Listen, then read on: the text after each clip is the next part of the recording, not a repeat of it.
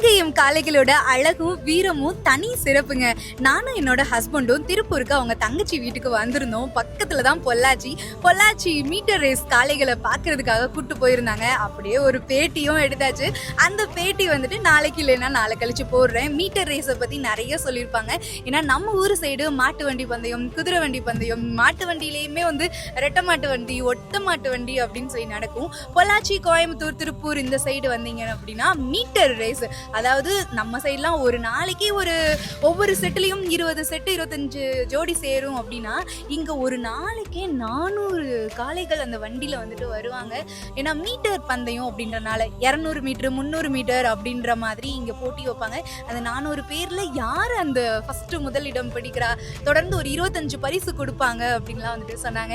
So இன்னைக்கு காங்கேயம் காளைகளை பார்த்து அவங்களோட அந்த பொள்ளாச்சி சிறப்பு பற்றியும் பொள்ளாச்சி மீட்டர் ரேஸ் சிறப்பு பற்றியும் கேட்டது ரொம்ப சிறப்பாக இருந்துச்சு. பேட்டியும் அழகாக பேசியிருப்பாங்க. நான் வீடியோ போடுறேன் பாருங்க.